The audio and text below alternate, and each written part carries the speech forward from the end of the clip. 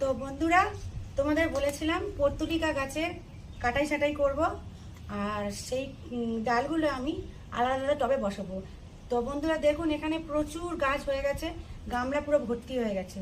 আর গাছগুলো দেখুন এতটা লতিয়ে গেছে, পুরো গামলার নিচ অব্দি চলে গেছে, যার জন্য আমাকে কাটাই ছাটাই করতেই হবে, নাহলে এই গাছগুলো গ্রো করতে পারছে না ভালো করে। আমি যদি এখন কাটাই ছাটাই করি এগুলো, তাহলে এই ডালগুলো আমি অন্য অন্য টবে বসাতে পারবো, তখন টব ভর্তি করে ফুল হবে।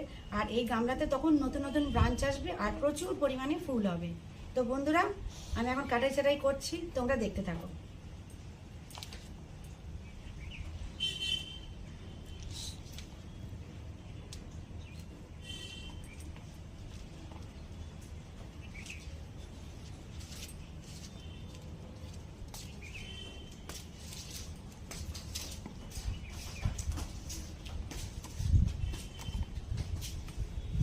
দেখো বন্ধুরা, কত পরিমাণে ডাল হয়েছে, যার জন্য মানে গামলায় অন্য গাছগুলো ভালো করে গ্রো করতে পারছে না, প্রচুর পরিমাণে ডাল হয়ে গেছে।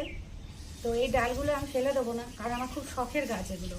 তো এগুলো আমি আলাদা মাটি রেডি করেছি, সেখানে আমি এগুলো ছোটো ছোটো করে ভাগ করে করে প্রতিস্থাপন করব। তো আগে ডালগুলো, সমস্ত ডালগুলো কাটাই ছাটাই করে নিচ্ছি। ওকে, তোমরাও যদি তোমাদের এরকম গামলায় যদি প্রচুর পরিমাণে বা কোনো জায়গায় প্রচুর পরিমাণে পর্তুলিকা হয়ে যায়, তোমরা এরকম কাটাই ছাটাই করে একটা সুন্দর শেপ দিতে পারো। আর বাকি ডালগুলো তোমরা অন্য পটে বসিয়ে সুন্দর আরও বেশি বেশি প্রচুর পরিমাণে ফুল তোমরা আনতে পারবে। তো তোমরা এই প্রসেস অ্যাপ্লাই করতে পারো।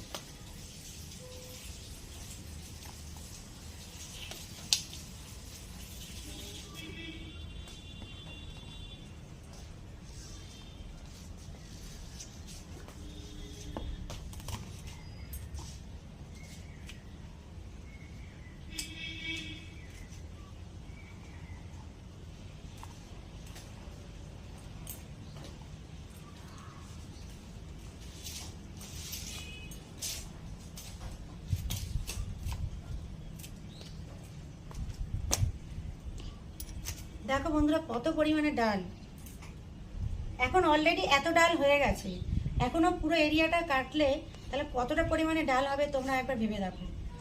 তো আমি কাটছি, তোমরা দেখতে থাকো।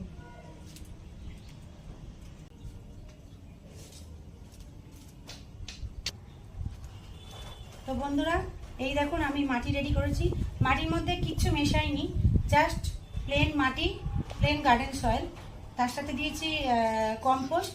আমি বলেছিলাম আমার কাছে নার্সারি কম্পোস্ট আছে, যার মধ্যে ভার্মি কম্পোস্টও আছে এবং গোবর সারও আছে মিক্সড। তা আমি নার্সারি কম্পোস্ট নিয়েছিলাম। নার্সারি কম্পোস্ট, একটু নিমখোল, যেহেতু বর্ষাকাল, রোগ পোকার আক্রমণ থেকে গাছকে বাঁচাতে হবে, সেহেতু একটু নিমখোল আছে, একটু ভার্মি কম্পোস্ট কম্পোস্ট যেটা নিয়েছি, আর নিয়েছি বালি একটু, আর নিয়েছি নিমখোল, আর নিয়েছি হচ্ছে একটু ট্রাইকোডার্মা ভিরিডি, যাতে গাছে ফাঙ্গাস না লাগে। এই হচ্ছে টোটাল মাটিটায় মিক্সড করেছি। তো এখানে 4টি টবে মাটি আমি মিক্সড করেছি। তা আমি সব কটা টবে এই গাছ একটি একটি করে বসিয়ে দিচ্ছি।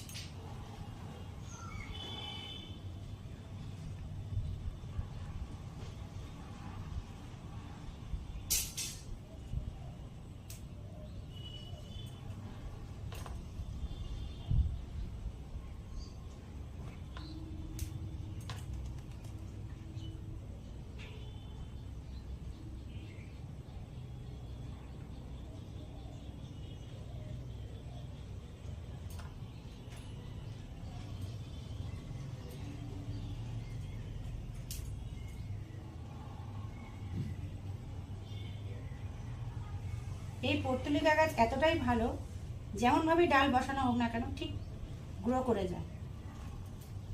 পর্তুলিকা গাছের এরকম ছোট পাতাও যদি বসিয়ে দেওয়া যায়, এরকম ছোট্ট একটা ডাল, তার থেকেও চারা হয়ে যায়। এগুলো এই কাটিংগুলো থেকে খুব সহজেই চারা গ্রো করে। তো বন্ধুরা, আমি ডালগুলো বসাতে থাকছি। বন্ধুরা, কিছুক্ষণ টাইম একটু অফ দিয়েছিলাম ভিডিওতে, তার কারণ প্রচুর বৃষ্টি হচ্ছিল, আমাদের এখানে প্রচণ্ড বৃষ্টি হচ্ছে। তো বৃষ্টির কারণে কিছুক্ষণ এই গাছের কাটিং লাগানোটা একটু বন্ধ রেখেছিলাম, তাই জন্য একটু লেট হলো বন্ধুরা। তো দেখুন, এখনও আমার সবে একটা গামলাতে আমি ভর্তি করেছি। এই গামলাটা দেখুন কত সুন্দর লাগছে, ফুলগুলো কিছু কিছু ফুটে রয়েছে, সব ফোটেনি। এই গামলাটা দেখুন কত সুন্দর লাগছে। আর ওদিকে আর একটা বড় গামলায় কাটাই সাটাই করলাম, আপনাদের দেখালাম।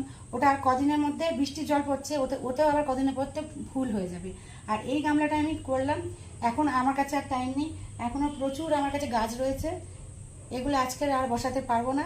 এখন আমার কাছে এখনো 3টে জায়গা রয়েছে, এই 3টে জায়গা আমি এই আর 2-3 দিনের মধ্যে এই 3টে জায়গায় এই কাটিংগুলো বসিয়ে দেবো। কিছুটা কাটিং থেকে যাবে, তো আমি কাউকে পাড়ার কাউকে বা আশেপাশে যারা আমার বন্ধু বান্ধব আছে তাদেরকে এই কাটিংগুলো দিয়ে দেবো। তো বন্ধুরা, তোমরা এইভাবে পর্তুলিকা গাছ বসাও, যখন গাছ গ্রো করে যাবে সেই কাটিংগুলো নিয়ে তোমরা অন্য অন্য টবে শিফট করে প্রচুর অনেক অনেক টবে এই গাছ বসাও। এই গাছ খুবই সুন্দর, ফুলগুলো ফুটলে প্রচুর ফুটলে দেখতে দারুণ লাগে। তোমরা এরকমভাবে কাটিং বসাও আর অনেক অনেক গাছ করো। তো বন্ধুরা, ভিডিওটি যদি তোমাদের ভালো লেগে থাকে তোমরা আমার চ্যানেলটা সাবস্ক্রাইব করো, আমার পাশে থেকো, আমাকে সাপোর্ট করো। আর তোমরাও সুস্থ থেকো, ভালো থেকো। তো আজকের মতন টাটা।